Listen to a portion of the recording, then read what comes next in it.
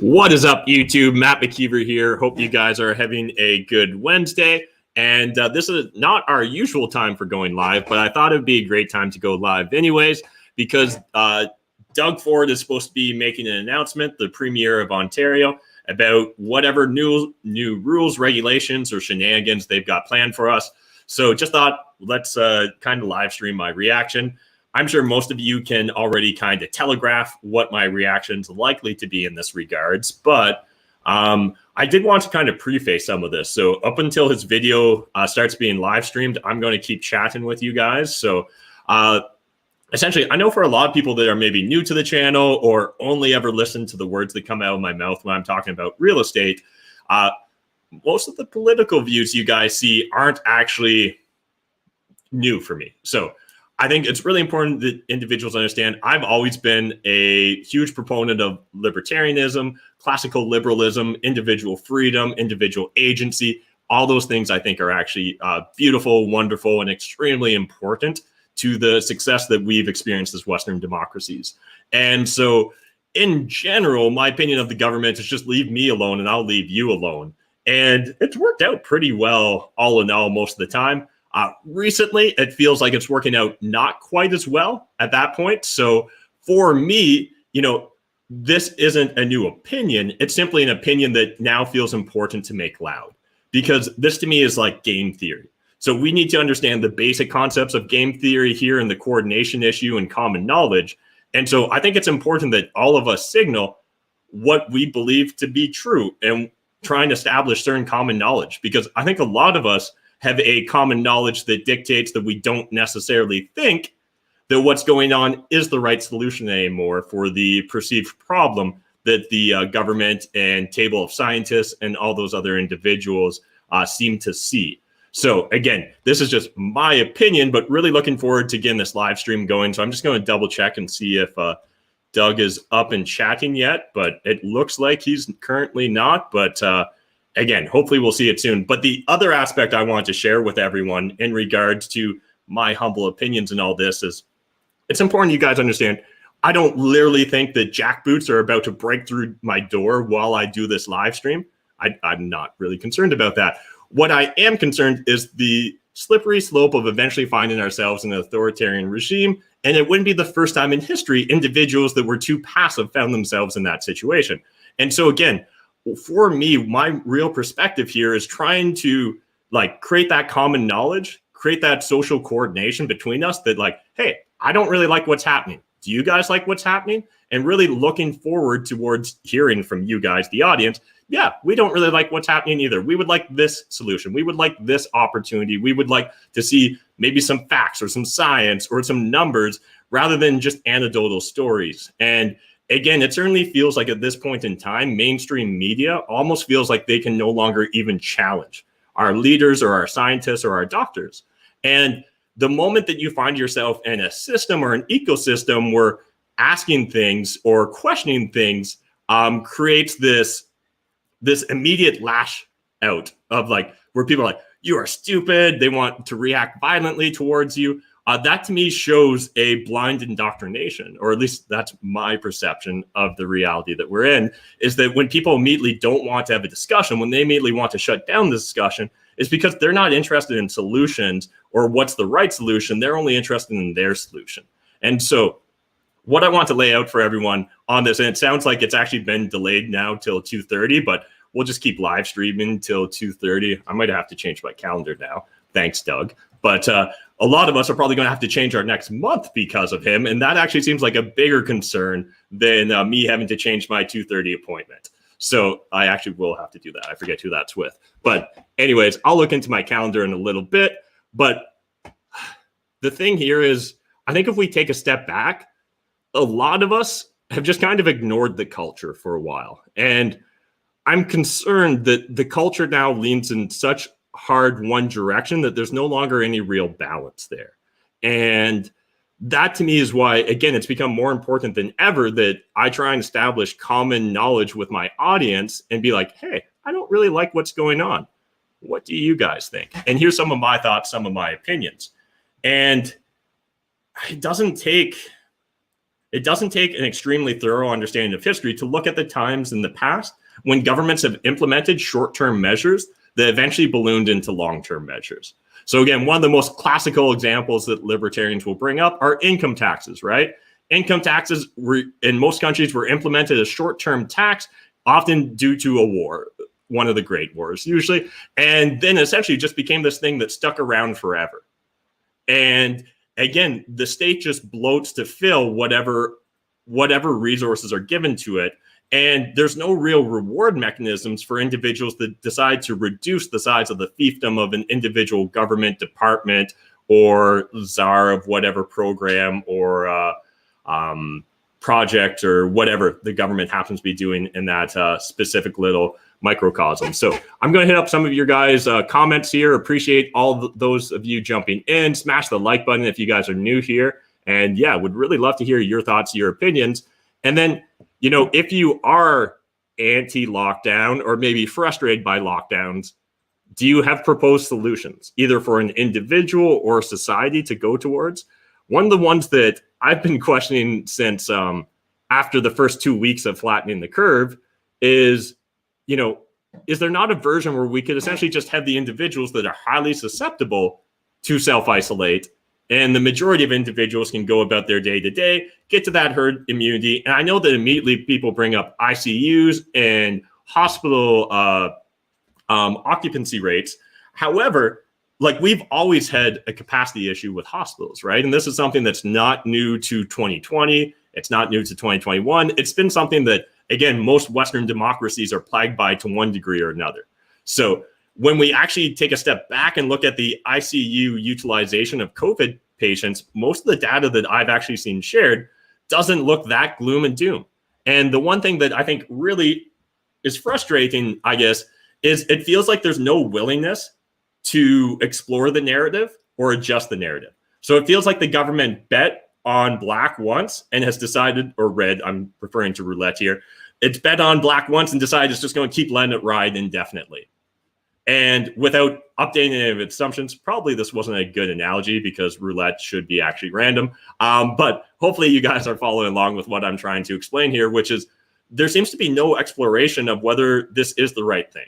And so obviously we're seeing like frustrations bubbling up in Europe, right? So you're seeing all sorts of headlines come out from different European leaders or parliaments that seem to be questioning the ability of governments, or sometimes their court system, questioning the ability of governments to implement these lockdowns without any clear direction. And so I recently put out a video on why it's so important that you guys get rich. And let's explore that for this next little bit while we're waiting for Ford to come on here. But the reason I think it's more important than ever for you guys to get rich is because it's going to actually allow you to have individual freedom. So like the moment you're dependent upon the government, the moment they're your source of income, the moment they're your source of the vast majority of your resources, there's a very tightly coupled system that's going to occur there. And it's going to be very difficult for you to decouple from it. And so the only way I see individuals being able to really, you know, enact upon their, or like double down and believe in their freedoms is by being able to be an active participant in some of the activities going on, right? What I mean there is like, if you can't risk getting on the wrong side of the government because they may cut off your UBI, it's going to make it a lot more difficult for you to become a critic of that government, right? If you depend upon the government for your shelter and that's at their discretion, again, it's going to be very hard for you to become critical of the government. If there's a passport that's necessary to go into businesses or to go into government facilities or to travel domestically, to travel within a province, again, that creates certain restrictions. And really, you know, let's say that passport eventually evolves, you know, and maybe it's not just purely whether you're vaccinated or not. Maybe it's not purely binary there. Maybe it's more of a social grading system like what they've got in China. And again, I don't think that tomorrow they're about to slap this on us, but the same fact that people are so unwilling to even have these conversations or explore them really tells me where the mentality is of all of us right now, right?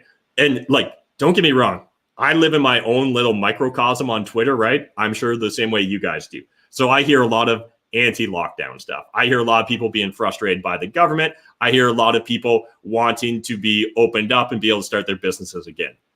When I go look at that blue checkmark corner of the internet where mainstream media lives, there is a huge segment of the population that is hardcore pro-lockdowns. There is definitely a segment of the Ontario population that has common knowledge that's different than my common knowledge, and I suspect different than a lot of your common knowledge, where they know that the reason things are bad is because we weren't locked down more.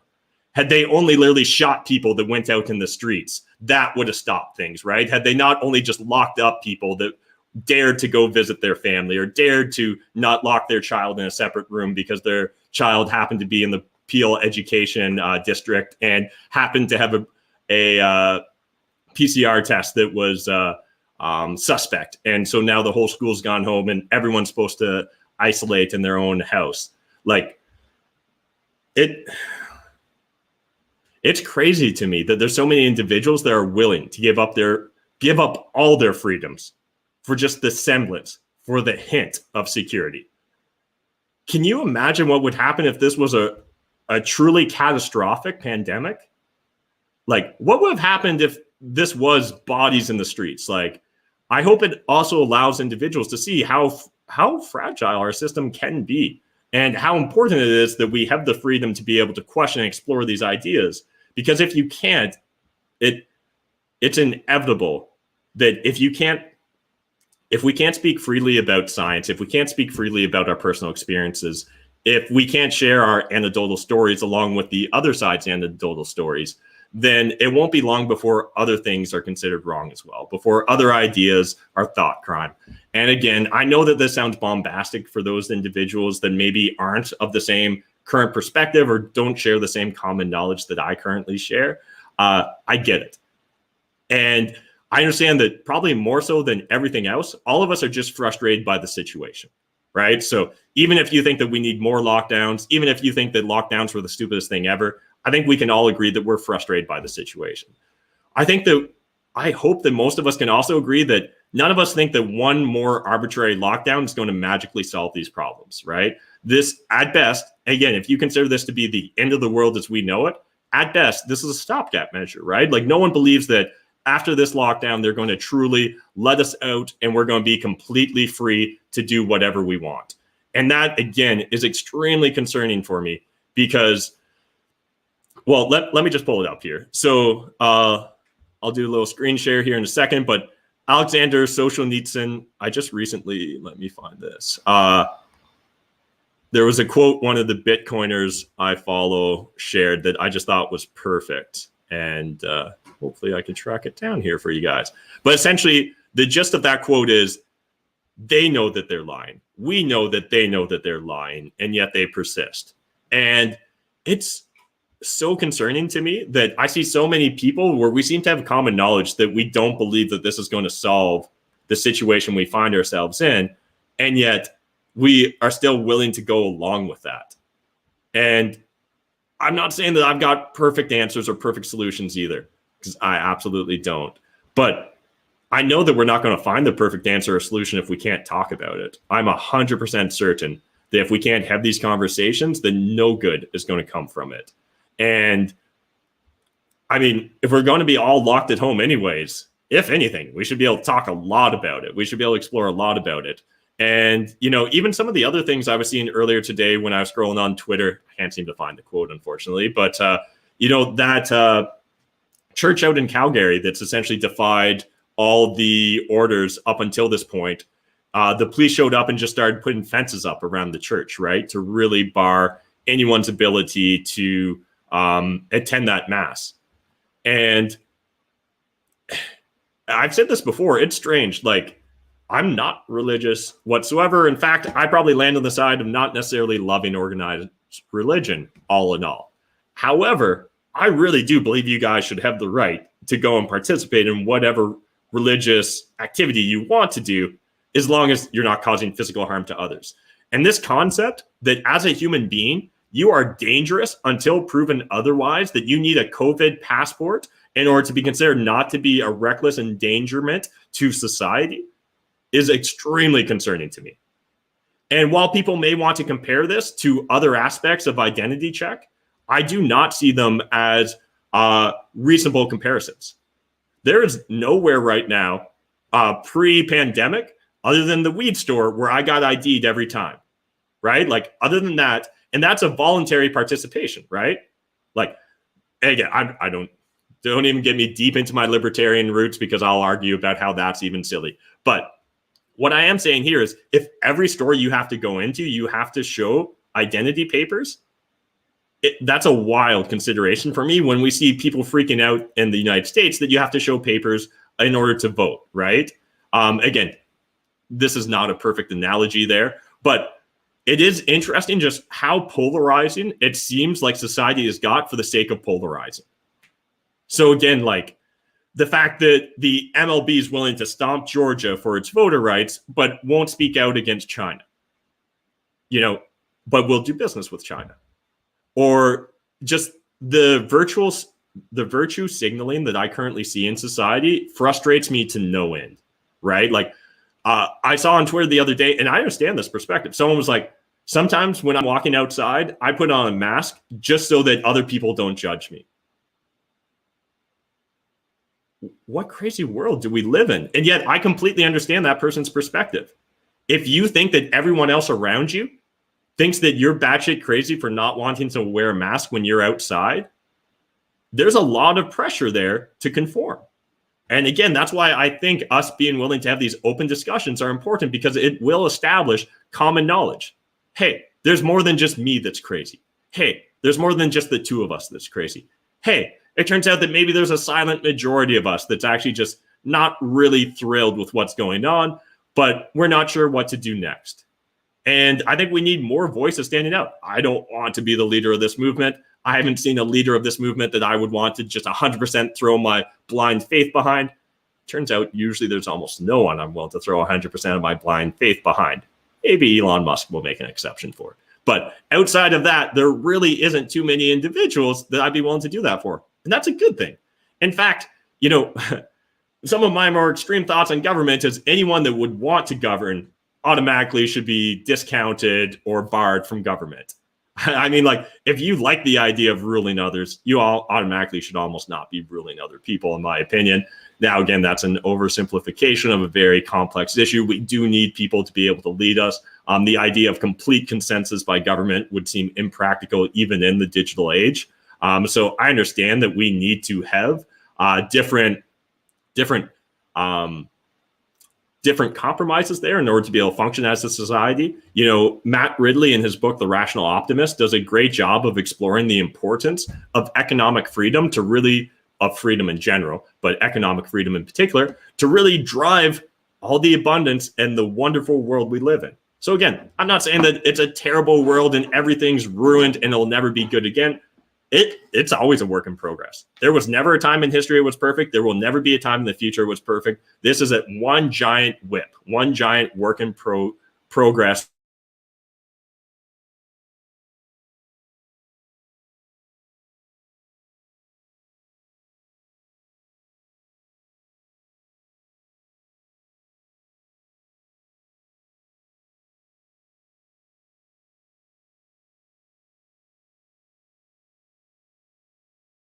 Connecting. Okay, let me know if you guys can still hear and see me. It seems like we had a little bit of an internet connection issue. Maybe this is what our premier is going through as well. Maybe the internet's just extra taxed today because we're all trying to find out what are the rules? What are the new rules we need to abide by? Could you imagine them trying to do this pre-internet, pre-telecommunications? Like, how would we ever even know what was going on when the rules change on a day-by-day basis? I think this is what also frustrates me.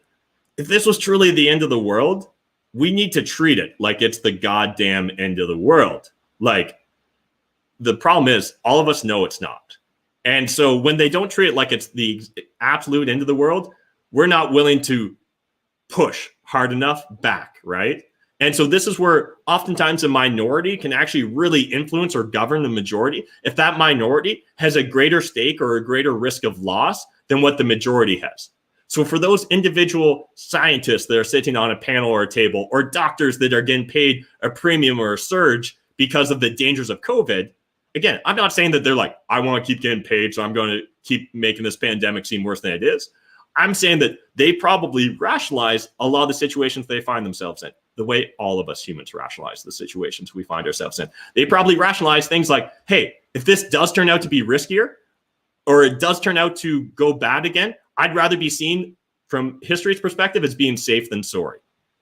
I can appreciate that, because at the end of the day, it turns out all of us humans usually have a bias towards risk aversion rather than towards the reward, right? So, if I give you $1 and then, offer you a 50-50 gamble, and you're probably going to say no. Where if you've got nothing right now and you've got 50-50 upside to say something, the moment we have the potential to lose something is the moment that we're scared, right? I see a lot of people scared out there because they're scared of losing anything more than what they've currently lost. And I understand from the individual level, I can absolutely empathize with those of you. And again, I only know my personal journey. I only know my personal experience, but I know that all the great things that I know, anything that's good in my life came about because of individual freedom. I legitimately believe that.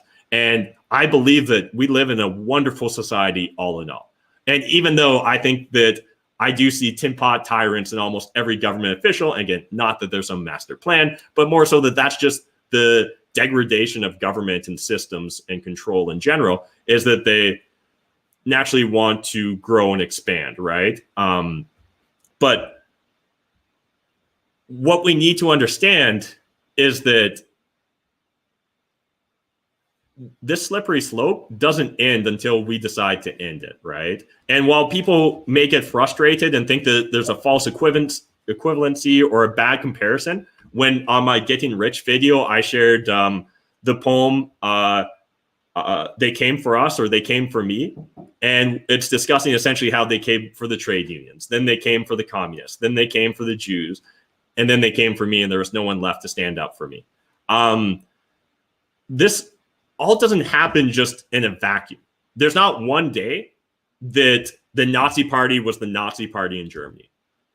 And again, I'm not saying that where a lot of people naturally get off, and I get Godwin's law, the moment you bring up Nazis in a discussion, you've almost lost the discussion, but this actually is historically important and relevant, right? Like the more you study into Hitler, like he was a germaphobe, right? He was extremely concerned about cleanliness.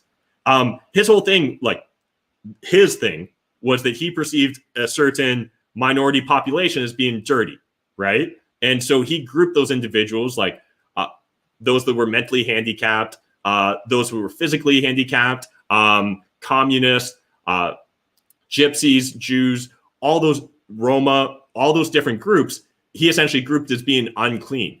And that actually was a big aspect of his entire neuroticness. But in addition to how this all evolved, right, is that, again, I'm not saying that there was a master plan and that's what they're trying to do. I'm not worried about lizard people. I'm not following QAnon. But at the same time, the fact that people immediately want to jump to that and say that should you even dare question lockdowns, that you must be a member of QAnon, or you must believe in lizard people, or you think Bill Gates is trying to steal the world. Like, no, I think that what's out there is there's a bunch of individual actors, and we all act upon the different incentives in front of us. I think that there are incentives for individuals to want to see this extended. I think there's incentives for those of us that want to see it stopped immediately, the lockdowns, the craziness, the whatever you want to call it. So are we still on time for 2:30, guys? Do you know that? The live stream's up. Oh, the live stream's up? Yep, and it's just on countdown. All right, let's get this countdown up and rolling here. And I'll make sure I talk a bunch, so hopefully we don't get a copyright hit. And let's add this to the stream. So we've got, I guess it probably doesn't matter which one I click. So boom, we are 7 minutes away, guys.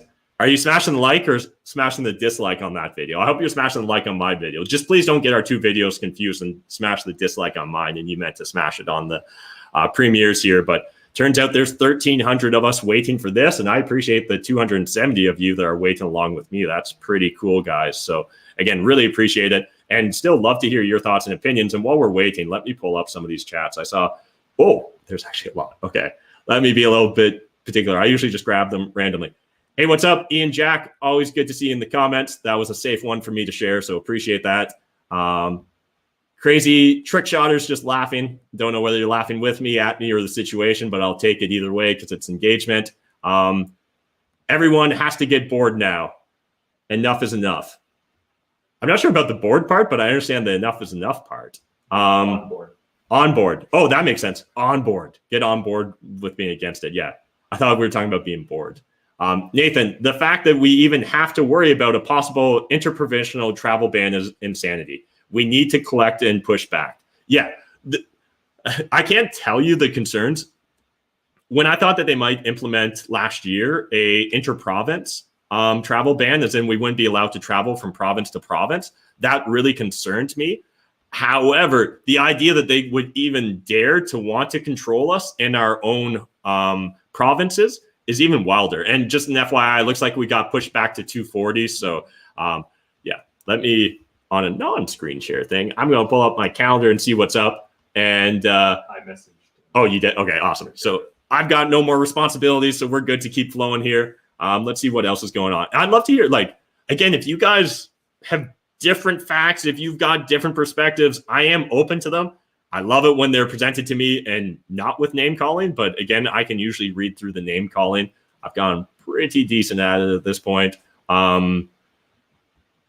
In my opinion, I see more people on board with pushing back than ever before, actually. Yeah, Nathan. Again, that's where this common knowledge is important, right? If you think that you're completely alone in the world, you're is it Winston Smith from 1984, right? Or Winston, whatever his last name was.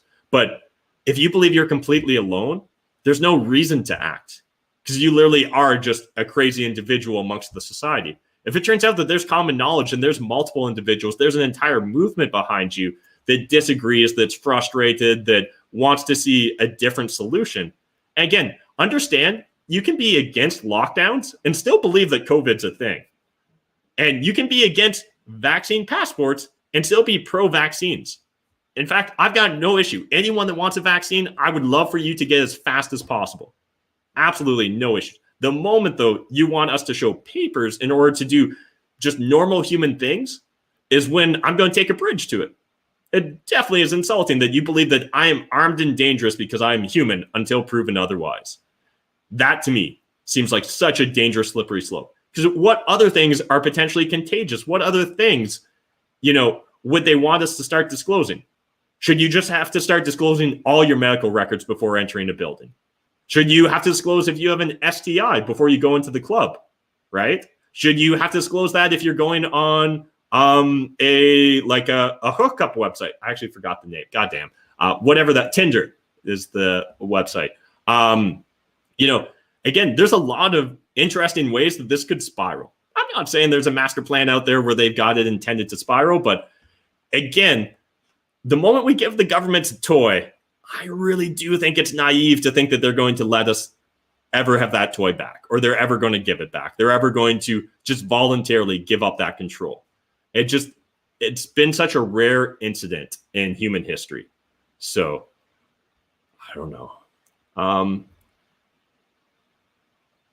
Let's check this one out. Hey, Matt, I don't understand what you're saying, Matt. Are you concerned that you might get COVID? Would you look to the government treat you if, God forbid, you get COVID?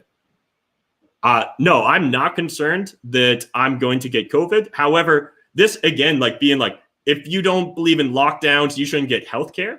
I pay my taxes.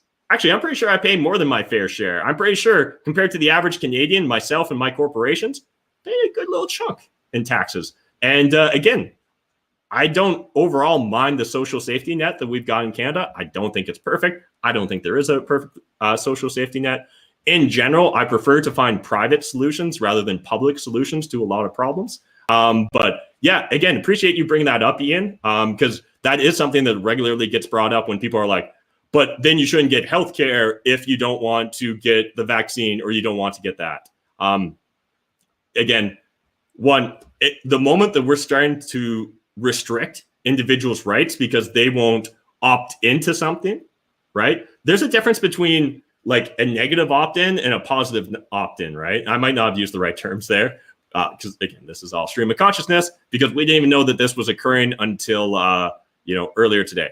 And also, how frustrated are you guys that like Brian Lilly, the correspondent, right, is able to essentially tell us what the new rules are a day before it actually comes out? Like, it's so bizarre to me. And again, I understand they've got sources and connections and stuff like that.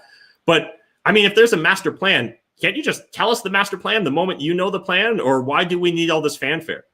Why do I need to waste an extra 40 minutes of my day waiting to find out what the new rules are?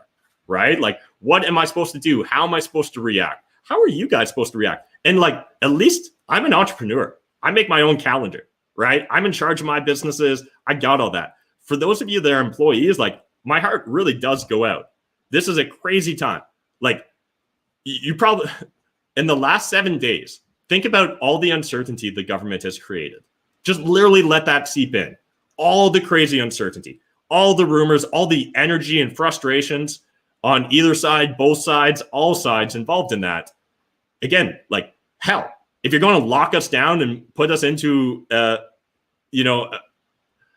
I'll hold myself back. If you're going to put us into lockdown, let's just at least rip that Band-Aid fucking fast. So at least I can get properly mad rather than having to wait in this in-between mad where I'm like, if you do it, I'm going to be mad.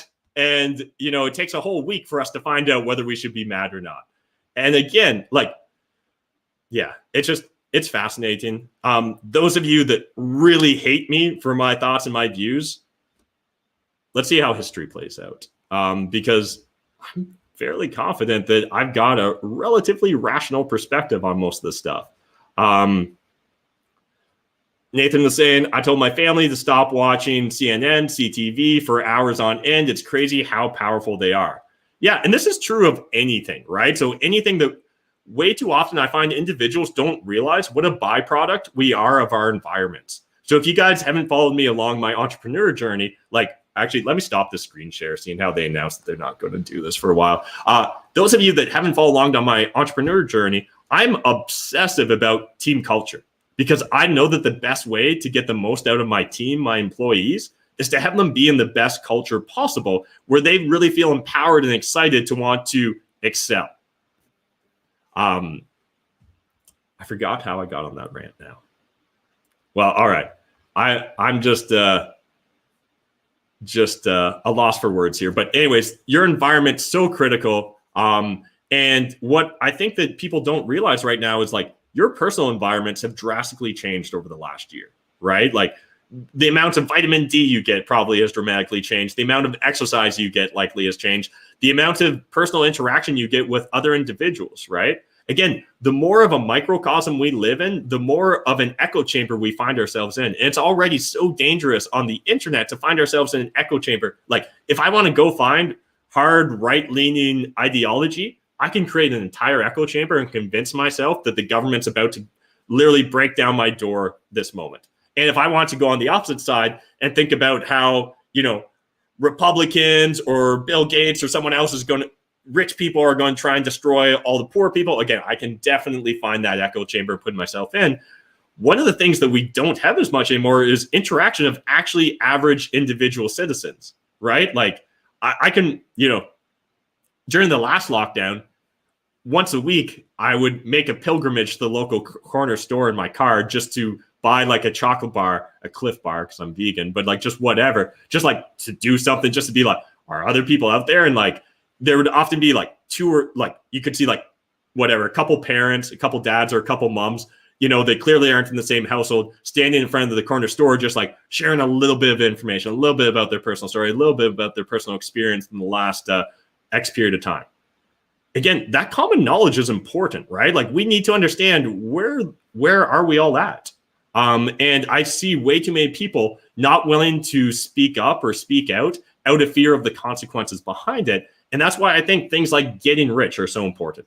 That's the reason why I think you need to buy your financial freedom. It's the reason why now I'm encouraging a lot of my audience to take a more serious look at Bitcoin. Again, it's always been interesting to me, blockchain, but currently I see a lot of signals in the market that create a different type of common knowledge. When I see Tesla go in, when I see Elon Musk go in, when I see Michael Saylor just doubling down every moment he gets to buy more Bitcoin, those are signals to me. And again, the same way that there are signals in our day-to-day life of like, oh, when I was standing at the bus stop to wait for the kids and I was talking to the other parents. That creates a different type of community, a different connection. And right now, so many of us only have our online community. And while I love you guys in my online community, it's also important that we each have an in-person physical community as well. Certainly, we have not evolved to the point yet where we are comfortable 100% just interacting online, right? I don't think that our genes have had a chance to catch up to that at this point. And, you know, that human connection, that bond, whether we're talking about the familial bond, whether we're talking about a tribal bond, that's one of the cornerstones of our entire society, right? Matt Ridley explores the importance of trust. How much right now do you trust your government? And I know it's probably cliche for people to be like, I don't trust any government. I don't know. But has that trust eroded in the last year?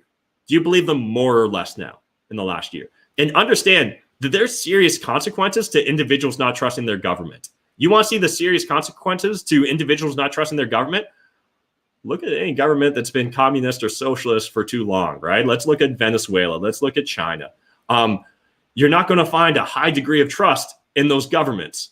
And when we start no longer being able to trust the government, we naturally want to turn to our tribal or familial bonds to find that trust. If we've been isolated, if we've been separated from those as well, I think it's really easy for people to find themselves in a toxic environment that becomes self-fulfilling. And again, I see two types of toxic environments right now. The people that are completely brainwashing them that the government's going to bust down their doors right this second.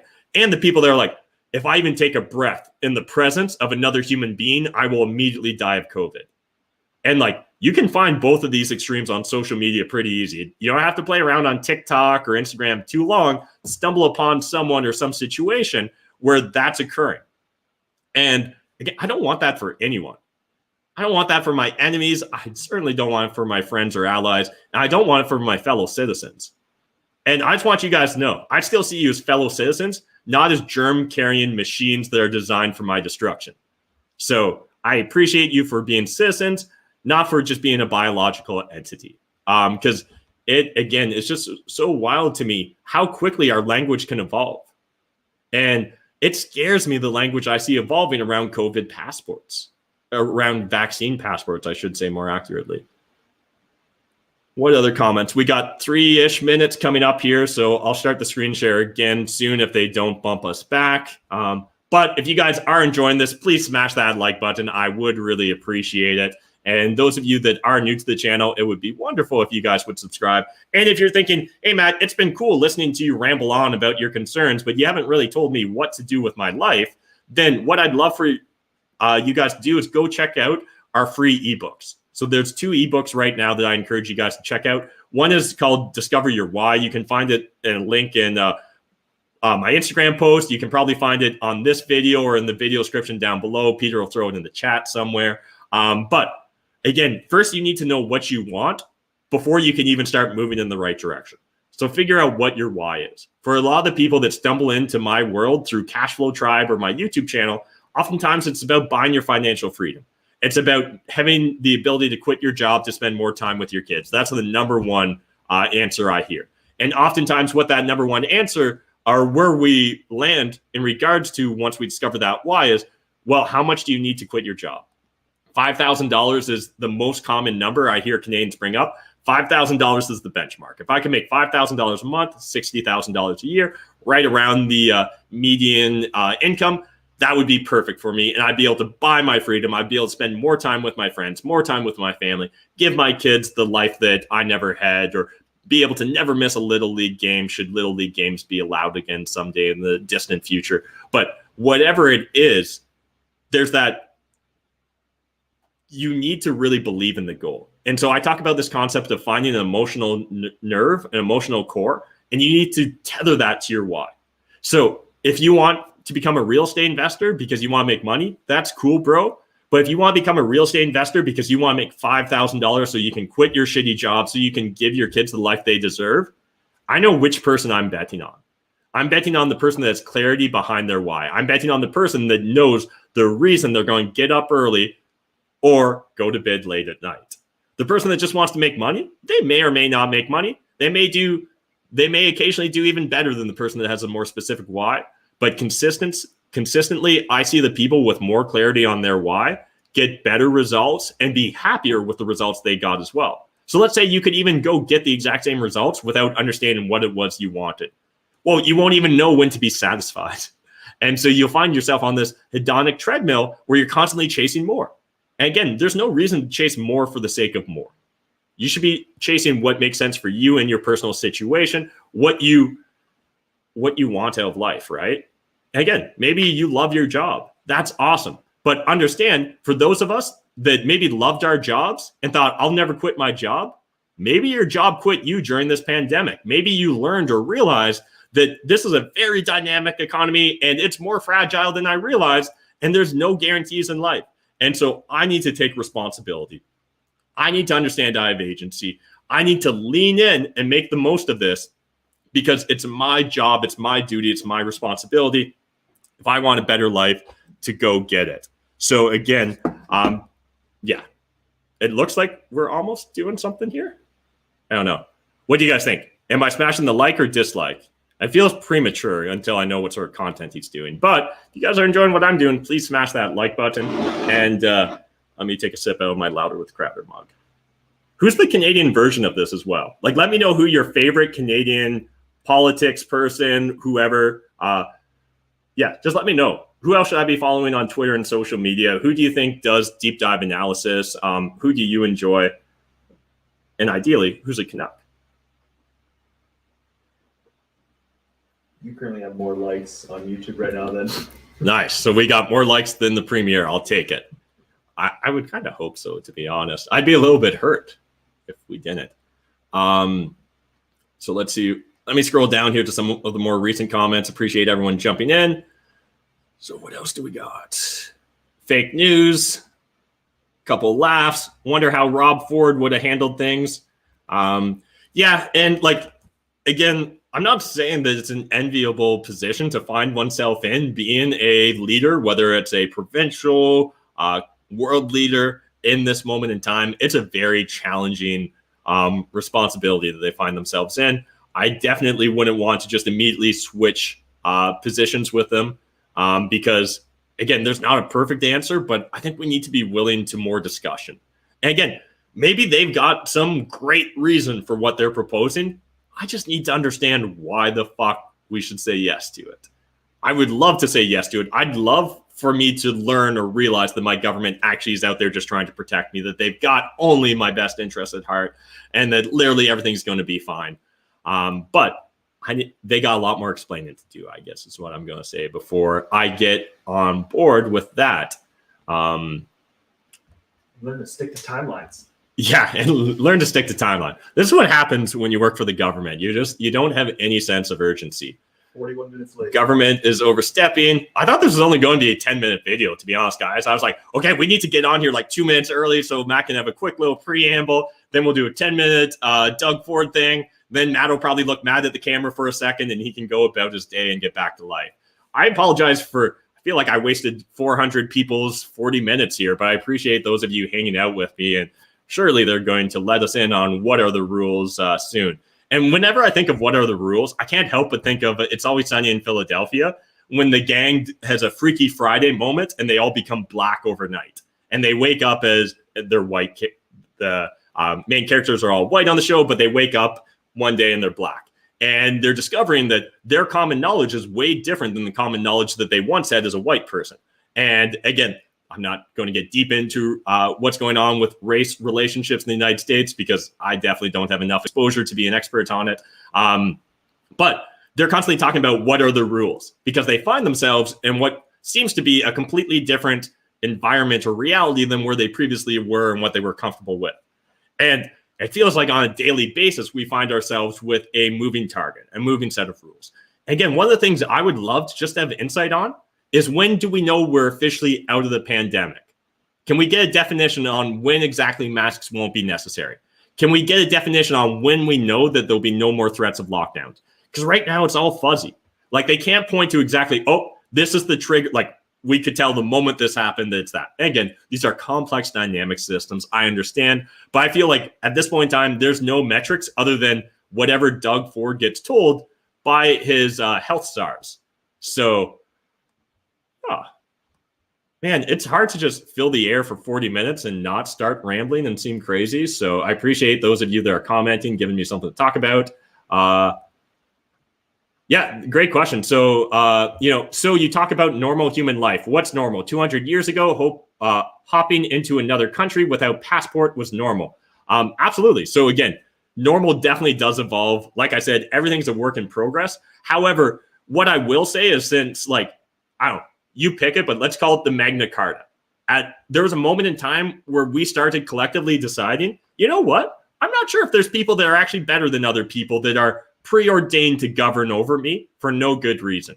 And I certainly don't think that they should have a different set of rules. And so I feel like in general, over the last several hundred years, we've been drifting in the direction of individual freedoms and liberties, right? And I think that that's great.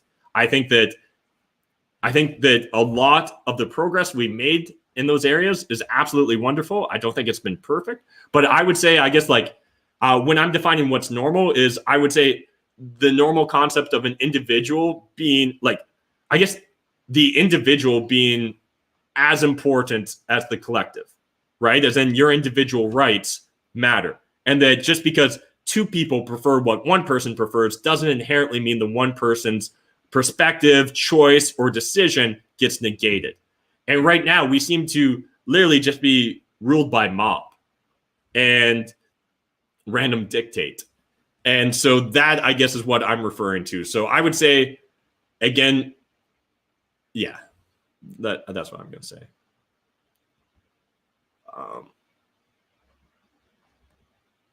Yeah, I used to believe in teams, laugh out loud. Not one ever treated me like a member. Again, that's definitely sad to hear. Obviously, each company, each team is going to be different. We spend a lot of time. I really believe we've got a unique ecosystem here. And at the same time, it's my responsibility as a leader to make sure it's a unique ecosystem because I only want to attract unique people onto my team, right? So again, when people are like, Matt talks about all this corporate culture, but does he really live it? Does he really believe it? Well, again, this is technically what would normally be a dining room that I'm sitting in, shooting this live with my VP of media, Peter, who also is a business partner / roommate / every best friend, whatever you want to call that under the umbrella. Again, for me, it's about everyone's focused on work-life balance, and I would love to see more work-life blend. I would love for you to not know when you're playing and when you're working.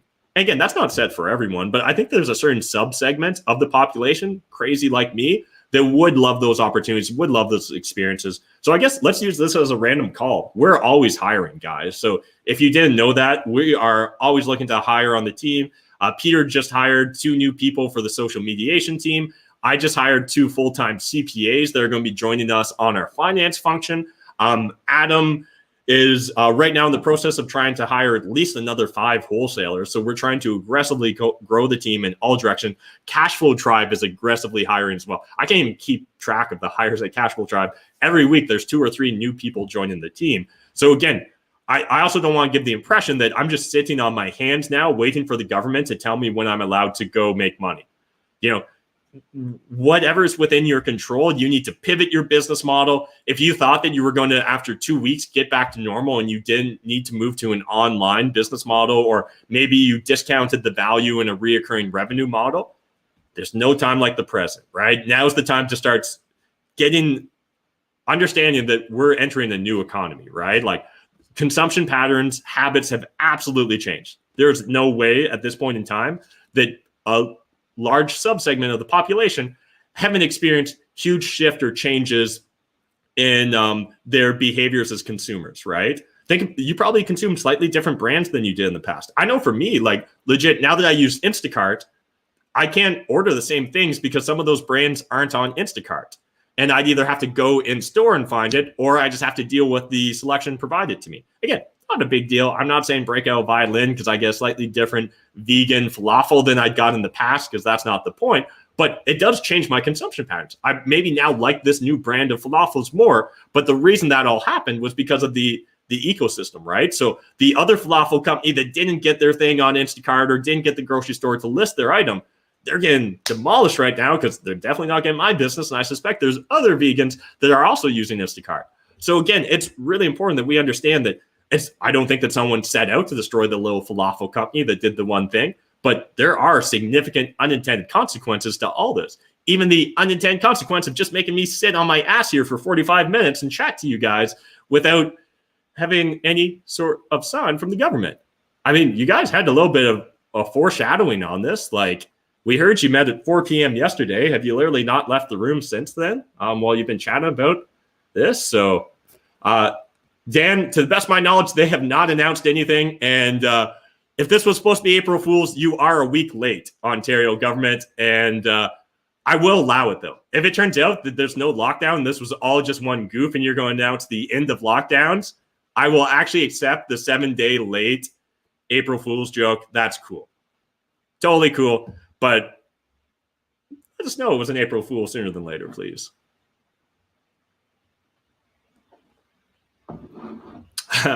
See, someone brought up the Unabomber. I'm not going to dive deep into whether Ted was right, but again, I think it's valuable for individuals to explore all ideas. So, like, have you read the Unabomber manifesto?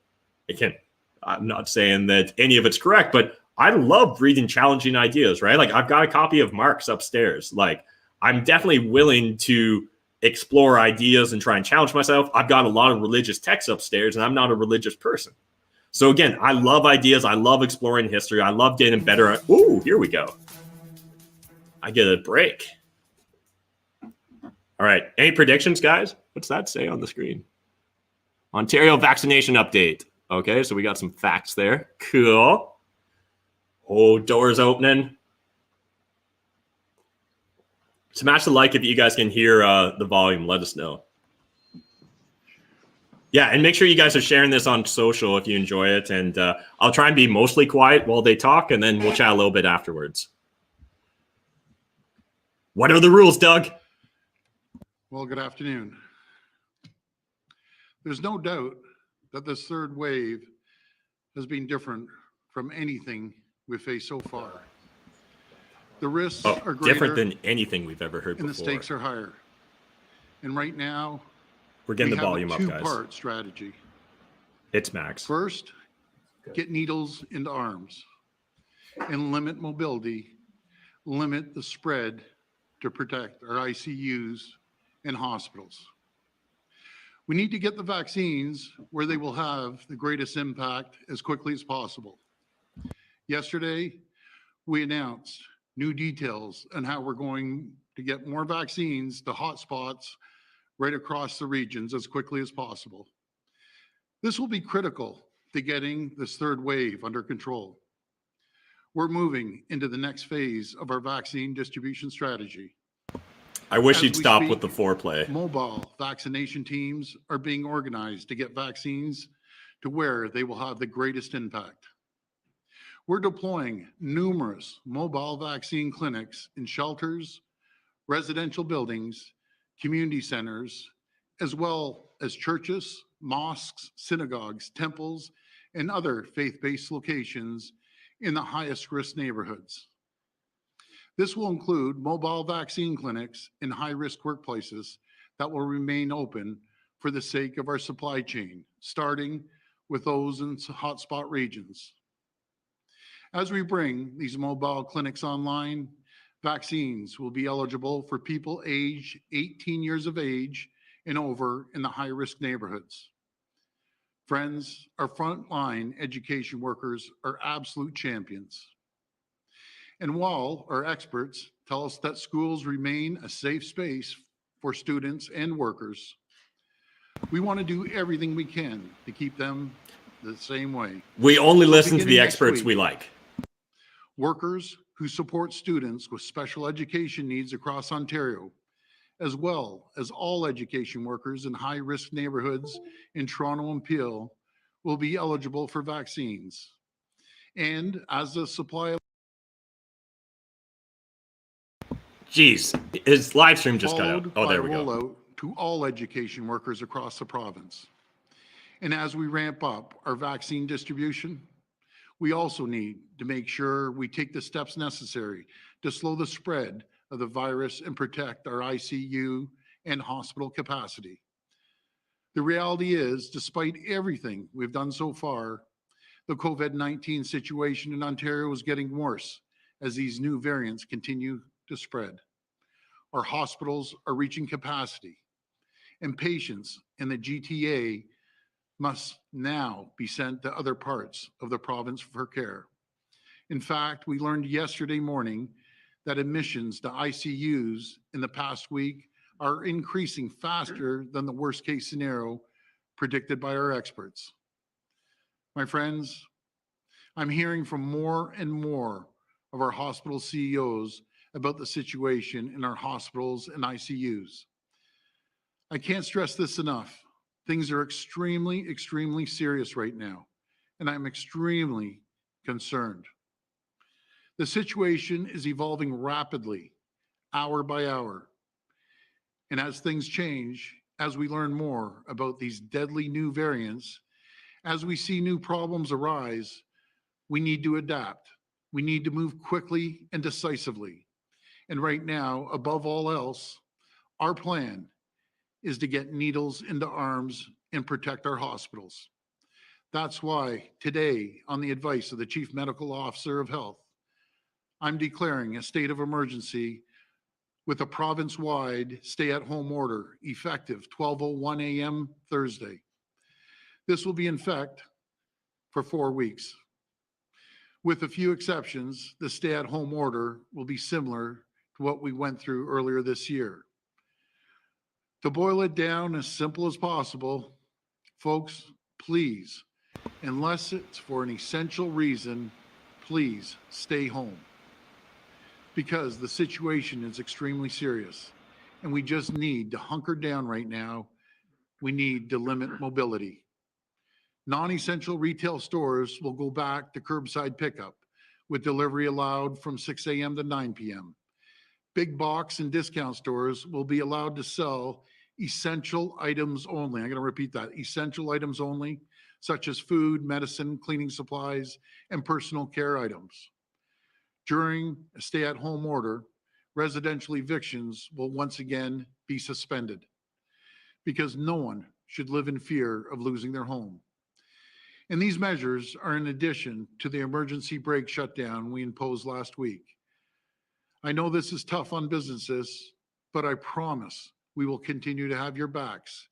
In our 2021 budget, we doubled the Ontario Small Business Support Grant, providing eligible small businesses up to $40,000 to get through this. But with these additional measures, we will limit mobility, limit the spread, keep people safe, and allow more time to deliver vaccines. And be assured, vaccines remain our best hope to beat this virus. Yesterday, we administered a record number of vaccines, over 104,000, for a total of 2.7 million to date. We also booked more than 100,000 appointments yesterday, and as of noon today, we have 128,000 appointments already booked for a total of 1.6 million appointments to date. And I continue to ask everyone to get a vaccine as soon as you're eligible to do so. Please, folks, this is how you can help us.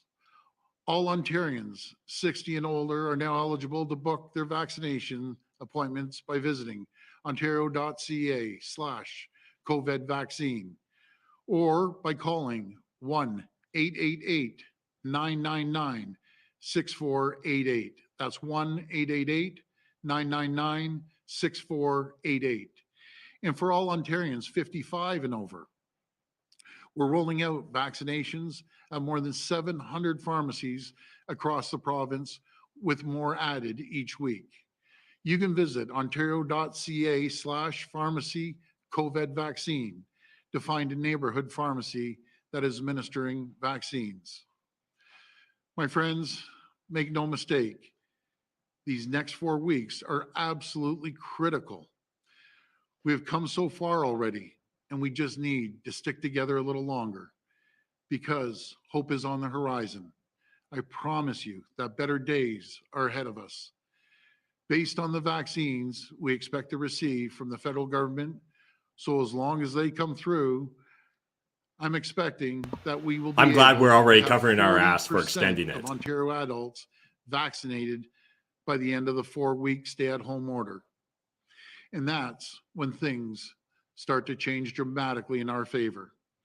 But the decisions we make now, how we handle the next 4 weeks, what we do until we start achieving mass immunization will be the difference between life and death for thousands of people. And I can't put it any more clear than that. Thank you, and God bless the people of Ontario. Now I'll pass it over to Minister Elliott.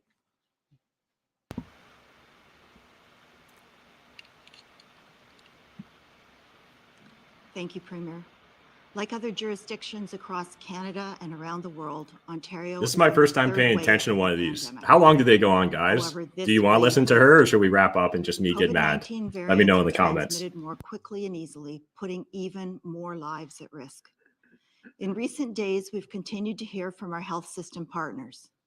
They are concerned. Many of them are afraid. Our hospitals are being hit hard. Intensive care units have more patients now than they ever did in previous waves. With many hospitals at capacity, we are seeing patients being transferred to other hospitals for the care they need, sometimes hundreds of kilometers away. While we commend this Team Ontario effort by our hospitals, we know this can be devastating for patients and their loved ones, and quite frankly, it's not sustainable. And while best efforts have been made, long delayed surgeries and procedures are being canceled. This is devastating, not only for patients and their families, but healthcare workers who face the consequences of our strained healthcare resources firsthand. Additional measures are needed to address the rate of COVID-19 transmission. That's why we are enacting additional public health measures and a stay-at-home order to preserve health system capacity and to save people's lives. This will not impact essential retail settings such as grocery stores and pharmacies, which will continue to have in-person shopping with restrictions. However, big box stores will be required to limit retail sales to essential items. This shit pisses me off so much. Like, didn't we solve the problem that now the big box stores can't sell quite as much shit? Like, god damn, that actually makes me madder. Other changes include additional restrictions for non-essential retail, including permitting only delivery and curbside pickup with restrictions. Access to shopping malls will be restricted to specific purposes, such as access to designated pickup locations via appointment. These are difficult but necessary decisions. And our government will continue to respond decisively to the realities of the COVID-19 pandemic, using the best evidence and advice we are given to protect the health of Ontarians. We have heard health experts talk about how we can look forward to a more normal summer. However, we are not there yet. It will take a collective effort from all of us. Our vaccination rollout is strong and focusing on our most vulnerable populations. However, the current level of vaccination is not enough to prevent the spread of the virus that we are currently seeing. Yesterday, as part of phase 2 of our vaccine rollout, we announced we are expanding our efforts to ensure people in hotspot regions are prioritized to receive the vaccine. To support this expanded vaccination effort, mobile teams are being organized to administer vaccines in high-risk congregate settings, residential buildings, faith-based locations, and locations occupied by large employers in hotspot neighborhoods to individuals aged 18 or over. Pop-up clinics will also be set up in highly impacted neighborhoods in collaboration with public health units and community organizations. We are making steady progress, but until everyone can get vaccinated, please follow all public health measures and please sign up to get vaccinated when it is your turn. We need all Ontarians to do your part to stop the spread of this deadly virus and keep our families, loved ones, and communities safe. Thank you. And I'd now like to hand it over to the Solicitor General.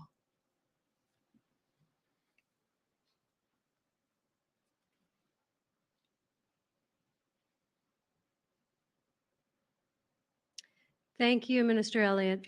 As the Premier stated, the province of Ontario has officially enacted its third provincial declaration of emergency in response to COVID-19 and variants of concern.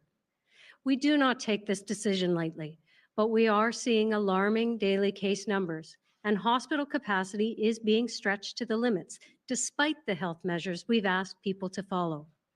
At this critical period, urgent action is required to slow the surging spread of COVID-19 and save lives. Effective Thursday, April the 8th at 12:01 a.m., a stay-at-home order will be implemented, requiring that people only leave their homes for permitted purposes such as groceries, going to the pharmacy, and medical appointments. All businesses must ensure that any employee who can work from home should be working from home rather than going into the workplace. We are also urging Ontarians to restrict travel outside of their home region. I cannot stress enough how important the actions of each individual in Ontario will be today, tomorrow, and in the coming weeks as we Our confront actions are this threat to absolutely the health and important. well-being of our communities. It is critical, now more than ever, that people adhere to the orders and follow public health measures. Please stay home, stay safe, and let me be clear, these measures will be enforced. We know it hasn't been easy, and nothing about this pandemic has been. Ontarians have already made immeasurable sacrifices, but we need to do more.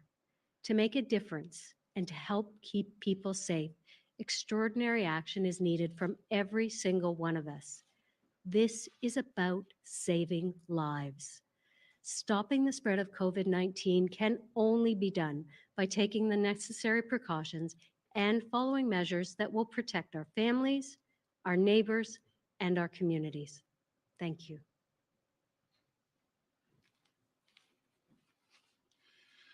Well, Ellie, before we take questions, I want to address something about the paid sick days. You know, my message to the opposition and everyone else, because there's a lot of people that are playing politics right now, and it's totally irresponsible. They're doing a disservice to the people that they're telling this to. There's paid sick leave from the federal government. And I want to thank the Prime Minister for mentioning that yesterday at his press conference. It's greatly appreciated. Folks, because of all the premiers and the federal government, we negotiated $1.1 billion of sick pay. There's still $750 They'll give us some of our own money back available. And to get paid sick days, go online to www.canada.ca/COVID-19. That's www.canada.ca/COVID-19. So far, 300,000, that's 300,000 Ontarians have accessed the program already. So to all the opposition and everyone that's preaching about the sick days and playing politics, rather than do that, why don't you try to help someone by telling them where they can go? That's a disservice if you tell them anything but that. You can go to hell, Doug. So Does that I'll help? be ready to take questions, Ellie. We'll go to the phone line for questions. First question, please. Your first question comes from Cynthia Mulligan with City News. Please go ahead. Hi, Cynthia. Hi, Premier. The Health Sciences Table warned weeks ago that the third wave was going to be driven by variants and that this was going to happen. Instead, you chose to start easing restrictions. Last week, the Sciences Table recommended a stay-at-home order. Only 6 days later, are you actually implementing one when it seems your back was up against the wall? Why did you wait? And are you listening to science or aren't you? Well, I'm listening to health and science, and I listened to Dr. Williams from day one, and I've never wavered from that. But Cynthia, even the people that were showing us the charts and where we were going, the ICU has taken off. The capacity at the ICUs and these variants have taken off even beyond what they told us. And the second I found out yesterday, immediately I asked him to start writing up the orders. This is moving rapidly, every single hour by hour, day by day. And a decision last week doesn't represent a decision today. And again, I want to emphasize that we acted immediately as soon as I found out that the ICU capacity and on top of that, the variant was moving rapidly. I'll pass it over to Dr. Williams.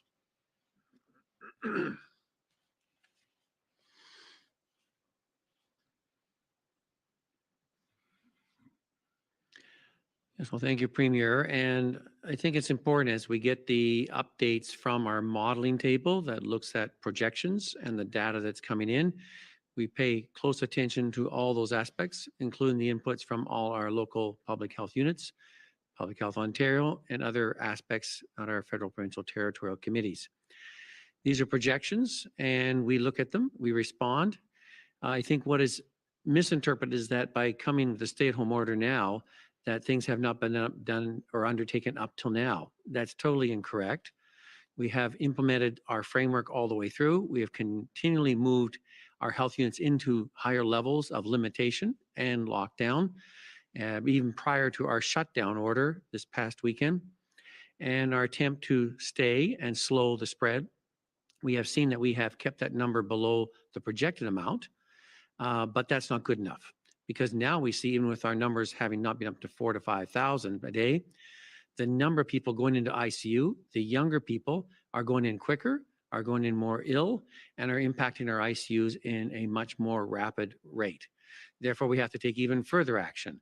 And that's why I am recommended to the Premier and to the Minister of Health that we had to go to a stay-at-home order with other restrictions to try and limit the amount of mobility of our citizens in and around Ontario, because as we've seen over the long weekend, there was still a lot of movement and less than, I would say, full adherence to the care and cautions necessary. So I see these as continually stepping up, much like I appreciate you guys patient, cracking me up in the with comments. others, This and is you making keep this a lot enhancing less and you boring. move as you need to do to limit and bring this under control.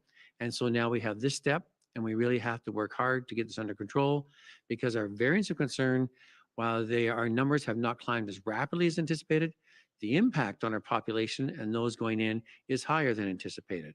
And we have to take all steps we can to ensure their ongoing care, and we get those numbers back down again to ensure that our healthcare system is brought under control and we can handle this variant of concern the same as we have the other cases before us. Follow up?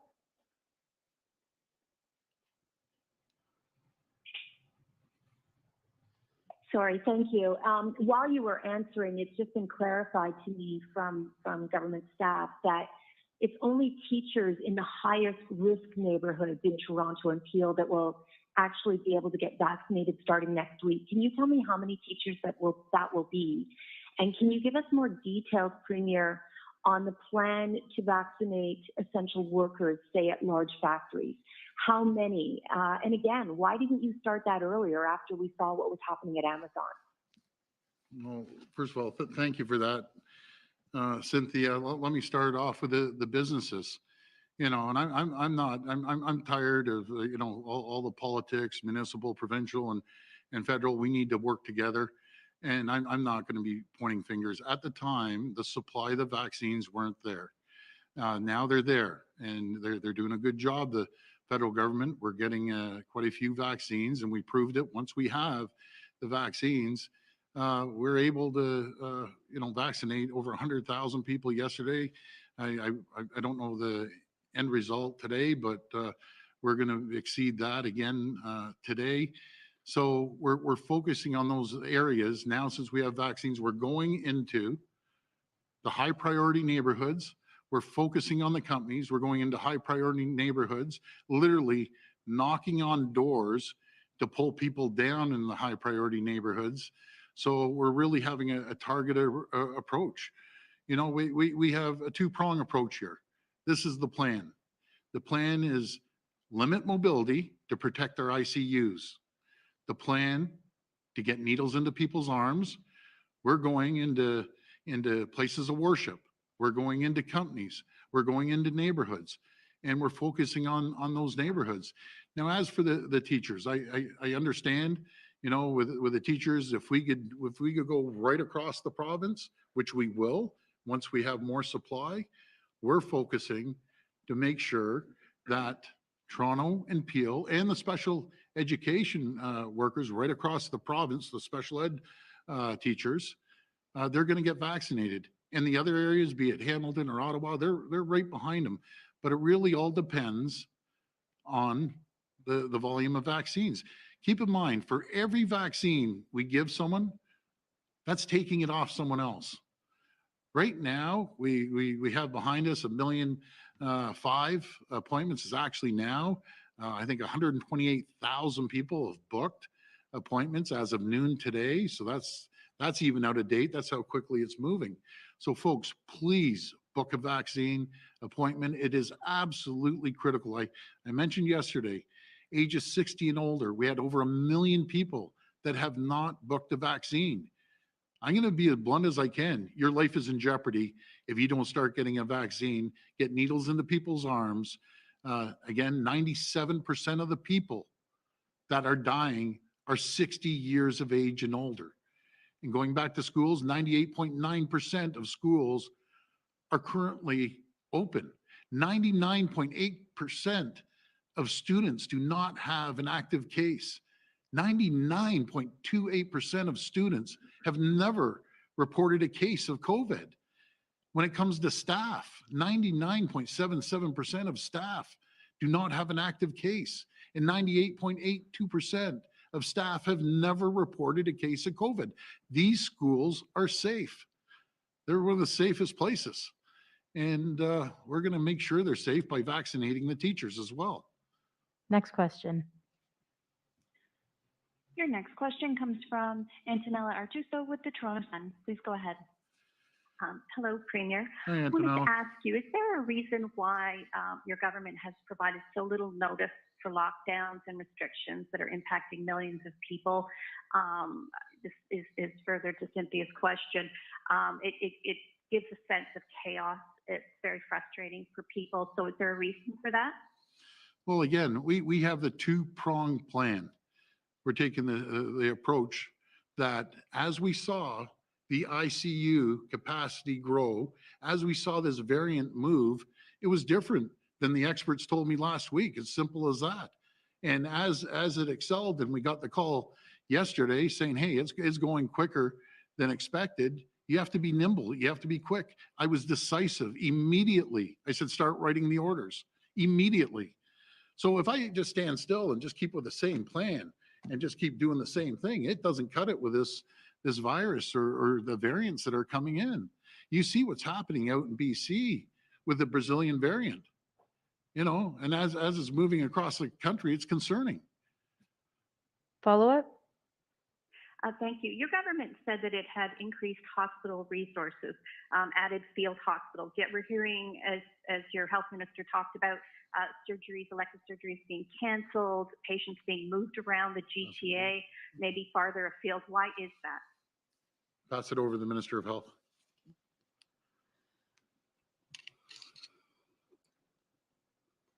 Well, we have made considerable increases into the number of beds available, knowing that with COVID-19, there would be a large number of hospitalizations. So we've increased the number of beds by 3,100 since last year. We also, even with the budget, put in another 125 million to create another 500 spots. We have been increasing capacity at every hospital that we can, creating as many beds as we can. We also are ready to stand up a mobile hospital at Sunnybrook and are ready to start one in Hamilton as well. But notwithstanding all of these accommodations and the significant capacity that we've built in, the hospitalizations that are happening as a result of these variants are taking over our hospitals. That's why we're having to cancel most surgeries and procedures, many of which have been delayed for a long period of time, and why many patients are having to be transferred from one hospital to another across the province. This is not just a GTA issue. We know that even in Kenora, if they have someone that needs to go to another hospital, they only have 4 intensive care beds. They cannot send anybody to Thunder Bay or to Winnipeg So this is a situation that is happening across the entire province. And that's why we needed this stay-at-home order in order to be able to get these numbers under control so that we can care for the people who are coming into hospital with COVID, but also people who may be involved in a significant car accident or people who have heart attacks. We need to make sure that we have capacity to care for people that need intensive care, stabilization and care. Next question. Your next question comes from Travis Damraj with Global News. Please go ahead. Hi there. Hi, Travis. For Dr. Williams and for everyone. Dr. Williams, last week my colleague John Michael McGrath from TVO asked you point blank if the state of COVID in Ontario amounted to a failure in public policy. You disputed that assertion. My question to you now, amid the backdrop of record ICU numbers, schools closed in the largest city in the province, and rapid variant spread is, do you stand by that assessment? For the Premier, the Minister of Health, and the Solicitor General, do you agree with Dr. Williams that the response from this government has been appropriate and timely, considering the dire circumstances we are all in, and the fact that a third state of emergency is now in place a year after all of this began?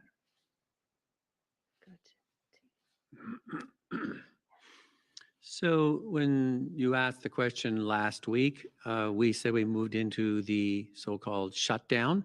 We took steps to take that into position. As I said, the numbers of cases, and we're not the only jurisdiction, our fellow provinces to the west are facing the same types of issues as we all seek to try and bring this under control.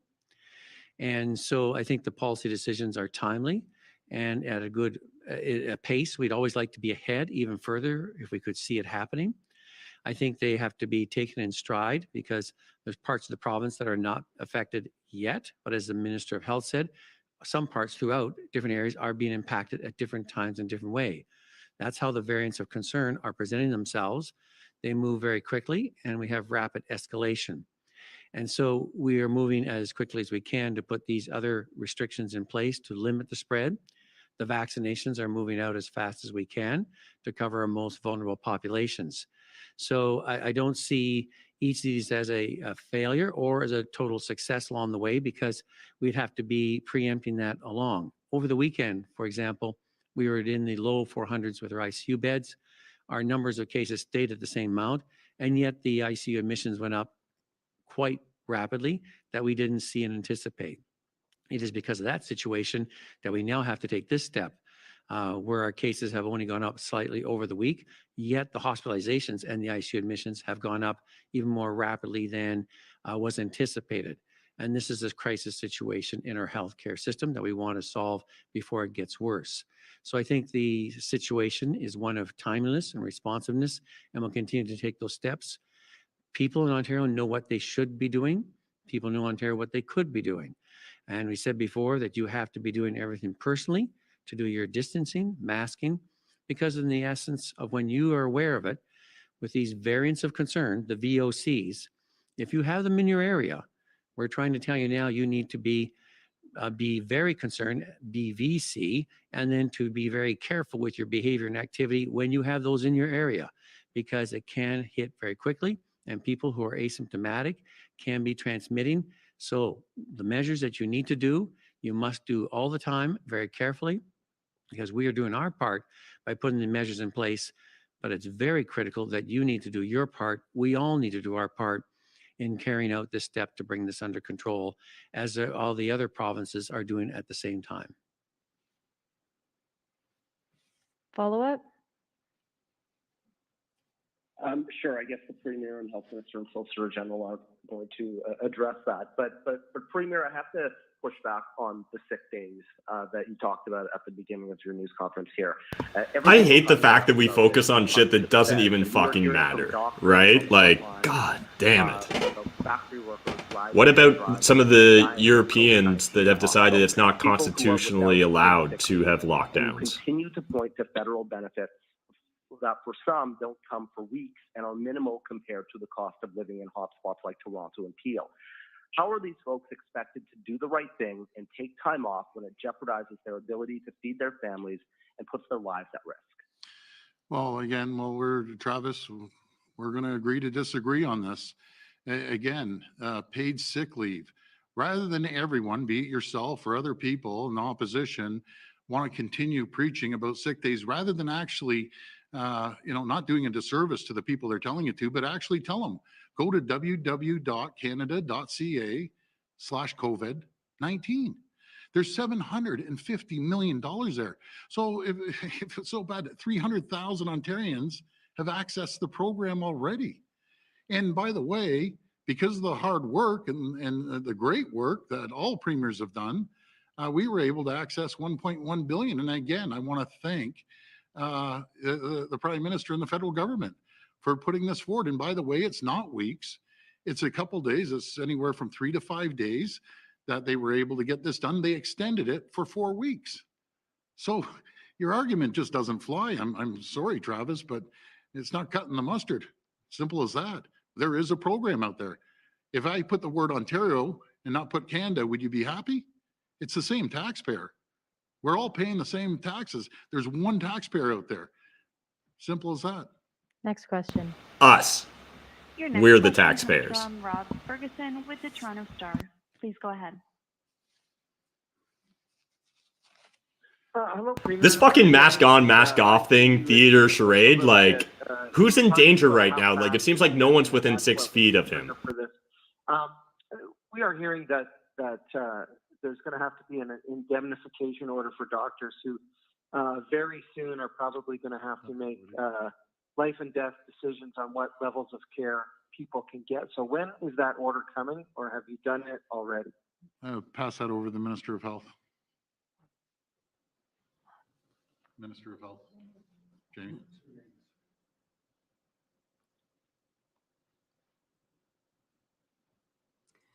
Well, thanks very much, Rob, for the question. We haven't finalized any of that yet because we are really working to make sure that we can accommodate the people that are in intensive care, that they may need to be transferred. But we want to make sure that anyone who comes into hospital, either with respect to COVID or for any other reason, can be cared for.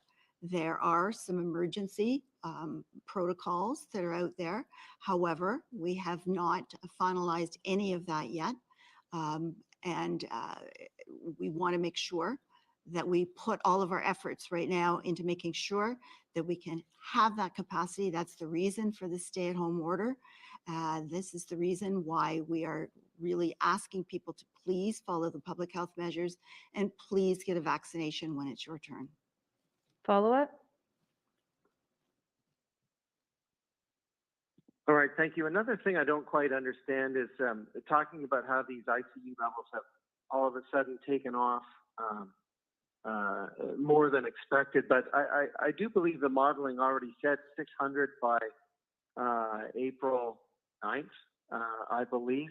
So that's only a couple of days away. I'm wondering how, Dr. Williams, how you could be surprised, or Premier Ford, how you could be surprised that it took off this fast when you've been hearing warnings from the science table since January or February that these variants were dangerous, highly contagious, and could move very quickly. This just doesn't seem to add up. And can you tell me what the actual rate of increase in the last couple of days that you're citing, how much it was and how much more it was than you expected?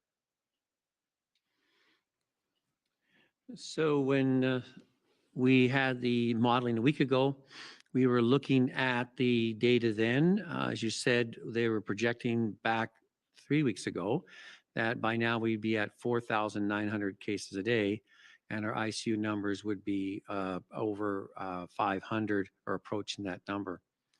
Last week, we were at still in the upper 2000s.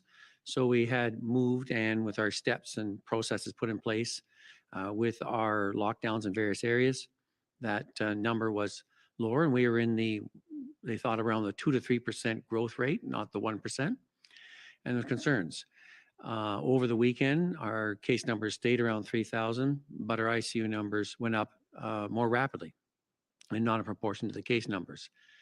And the recent data I've seen said we may be approaching more closer to the 5 and 6% growth rate in the last 2 to 3 days. So that changed fairly drastically since last week.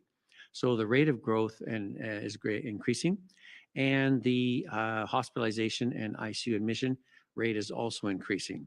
So some things were in sync with the modeling. Some have moved out even quicker ahead with the rate of hospitalization. This is still what was projected that we could do it, but also with the steps that we're trying to take place, we are seeking to keep the numbers down if we could, especially our case numbers. And now today we are over 30,200. We're still below the 4,900 that was anticipated, but that doesn't give us much solace in the fact that we're having a higher percentage going quickly into the hospital, going to the ICUs and taking up those beds, especially with younger people going into them now at a higher rate and in a more severe case when they're presenting to the hospital than they did before. Last question. Your final question comes from Christina Suki with CTV News. Please go ahead. Christina. Hi, Premier. Thanks for taking my question. Thank you. Obviously, a lot of people are wondering how the stay-at-home order is going to be enforced. So the Solicitor General back in January said it was going to be at the discretion of the officer. Really, their powers are limited. That basically people could not be stopped unless there were reasonable grounds to show they were violating rules. But just a suspicion or a hunch wasn't considered enough to stop anyone. So what is going to be different this time? How are you going to get people to comply with this? Because right now, I would say the frustration and the pushback is probably at an all-time high. And does the emergency order give you the authority to change the requirements to stop somebody in this case? So before I pass it to the Solicitor General, I'm pleading with the people of Ontario. Please, for the sake of your loved ones, for yourself, for everyone in Ontario, please just stay at home. That's all we have to do. We did it before and it worked. It worked when we stayed at home. Everyone knows we don't have enough police officers to run around and chase people down and knock on 15. He's right. If all of us decide fuck you, they can't stop you. We have the two-prong approach. I didn't tell you the third-prong approach. The third prong is the people of Ontario. You've been great. You've been fantastic so far. Everyone's pitched in. I want to thank the frontline healthcare. And we're done. We're 100% done, Doug. The firefighters yesterday. I thank the EMS, paramedics, but the firefighters, the police, emergency service folks. They're the champions. And I'll pass it over to the Solicitor General.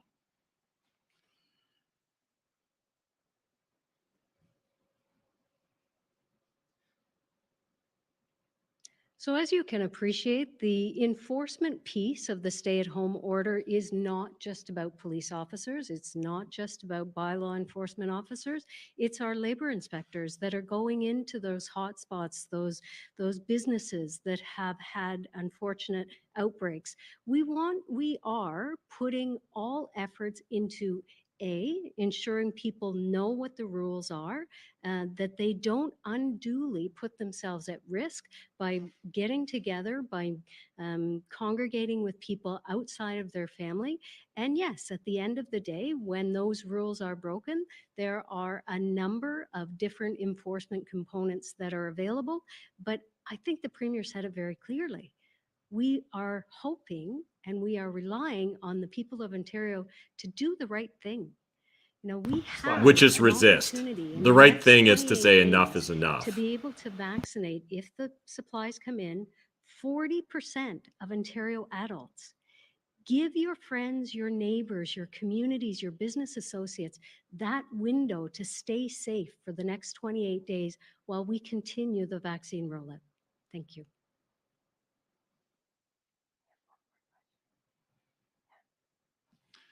And we're going to wrap up now? We have one more. Okay, one more question. We'll take your follow-up, Christina. Okay, great. Sorry, I wasn't hearing anything on my end. Maybe that was my phone.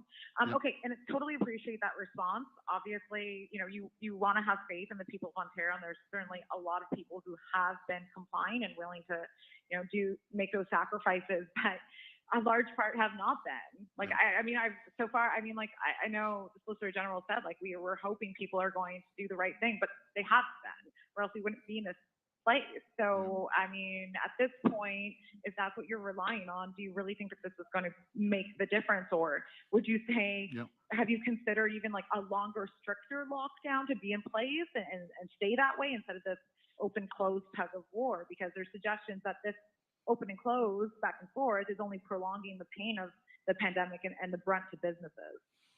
So, Christina, good question. You know, we did it before, and that's why I'm confident it's going to work again.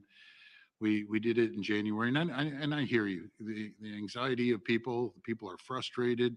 You know, everyone's frustrated. You know, I get frustrated. Everyone gets frustrated. But you know, the difference is you should be embarrassed, folks not just have frustrated. been doing this from day one. You know, and you know, we've all been working around the clock. But look at the frontline healthcare workers, and I just mentioned the teachers and everyone else that have been going at this nonstop. This is not the time to give up. I'll never give up ever. I'll go right to the end, and we will get through it. We're gonna lead the province. But I want to paint a little bit of positive, because all we hear is negative. You know, you go one side is wrong. You go to the other side is wrong. I always stick with health. But let's look at the We can see how positives. much you personally prioritize We're health. hammering out more than anyone in the country, more vaccines. In the next day or two will be over 3 million. The testing, I remember the testing when we first started. We weren't doing it. We're at 13 million. I don't even know anywhere in North America that does 13 million tests. The rapid test, we've deployed over 5.5 million rapid tests out there. You know, again, you know, everyone is pitching in. So please, folks, let's stick together. We're at the end of this battle, and we just need to stick together and follow the rules. And that's it. We need to get vaccinated. Again, if you're over 60, please get your loved one vaccinated as soon as possible, and we'll be able to get through this. That's all we're asking. Again, we have a strong strategy, a strong plan of targeting neighborhoods, going into specific hotspot neighborhoods, and literally door knocking, trying to bring people out of their homes and down from their condos and their apartments. We have mobile units as we speak, going out there right now to get people vaccinated. We're going into high priority workplaces, meaning the poultry houses, the pork, manufacturing of all sorts, right across the board. We can do it. We will do it. We have the greatest doctors in the entire world right here that are busting their backs off every single day. You know, let's folks, why don't we take a break in negativity for 3 or 4 weeks? And you know, won't you just shut up and listen to me, guys, and like stop asking questions or wanting freedoms? Like, it's so annoying, bro. Stronger than anyone ever. And then we'll kickstart the economy, and we'll leave everyone in the dust when we start kickstarting the economy. Trust me, we will recover. So thank you, everyone, and God bless you. Thanks, everyone.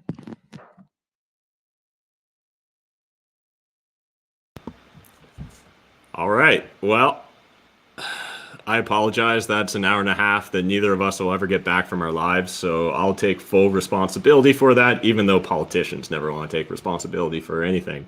So I'm going to try and make this concise and to the point, guys. I'm not sure if you guys had the exact same audio that I had there, but I just heard only like one phrase, buy Bitcoin. Did you guys have the same audio as me, or was it different? Because they cut out there for a second, so maybe I got a poor connection there. But that's what I took away from it, is that the government's not our friend. We're just a mild inconvenience to them. And yeah, so I think it's more important than ever to get rich. I think it's more important that you share your opinions openly and honestly. I think it's more important that you do what you believe is right. And I encourage you guys to do those things. I encourage you to look into getting control of your personal financial situation. Understand, if you think that just laying back right now, taking the government's free money, and let's say you're taking the free money, but maybe you don't like the idea of COVID passports, there's eventually going to be a check and a balance there, I suspect. So I don't care if you're getting free money right now. I don't care if you think you're going to get free money in the future. I think it's extremely important you get control of your personal financial situation. The ways you guys can actually do this effectively is find a way to live for free. So house hack, move back in with your parents, live below an underpass. I don't care, but find a way to live for free. Jack up your savings rate. Really get control of your financial future. Because I mean, I could rally about the stupidity of some of the things they said. And again, I taking a step back, I do actually understand that they are in very difficult positions. I'm not asking to switch places with them immediately. I think, though, we're all just past the point of it. Like, we're done. You're done, I suspect, or at least a decent little chunk of you guys are done. So regardless, get control of your personal financial lives. I'd encourage you to learn a little bit about Bitcoin and maybe looking at putting 1% of your net worth outside of their current system. It's one of the only ways I know of to really vote with my capital that doesn't feel sleazy. So I talked about this on Monday night, but the only other way to influence politicians is to try and buy them with your money, right? Try and lobby them, try and influence them. That sounds like such a greasy, dirty fucking thing that I don't like the idea of it. Now, you can try and find not-for-profits or non-government organizations that maybe are trying to fight to, instill or hold up our Charter of Rights. They're trying to argue for individual freedom, and absolutely do some research, find out which ones you want to support. But also, like, hold the people close to you in your network responsible, right?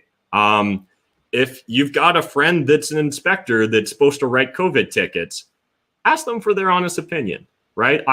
I think that we really need to have open conversation. Now, this doesn't mean that you start yelling at people whose jobs it are to enforce the rules.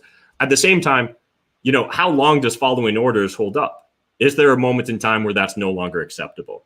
So again, I'm not saying that we're there.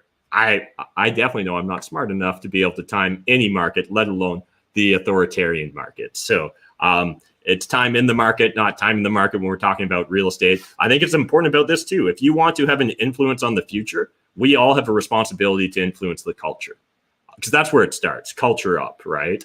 And so this is me trying to influence the culture. This is me sharing my opinion. This is me wasting an hour and a half of my time listening to bullshit, waiting on dead air, because I think it's important you guys understand where my opinion stands, because that helps generate common knowledge. And maybe that'll give you guys the permission to speak honestly.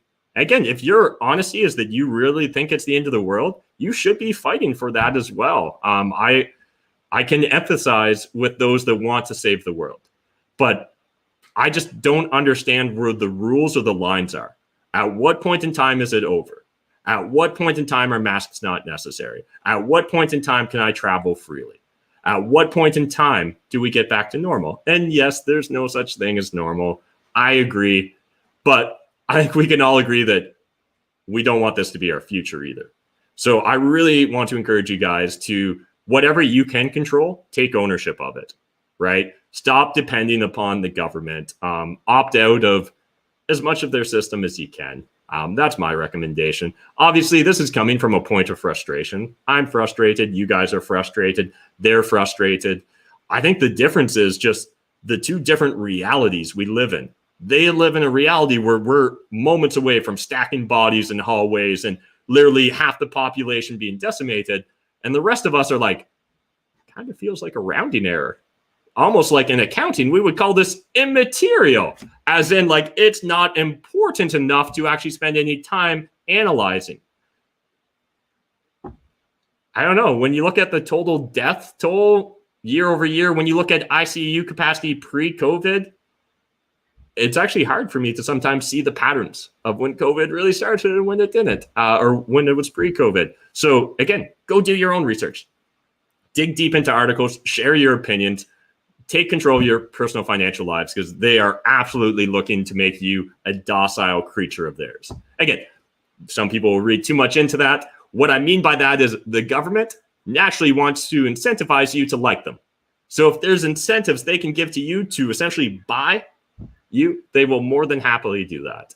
And right now they're trying to do that in all sorts of ways, playing politics with the teachers' unions, cutting checks left, right, and center. The amount of lobbying that's going on behind doors by major corporations and all the crazy little grants and support they receive versus the small businesses, which they swear up and down that they're trying to support.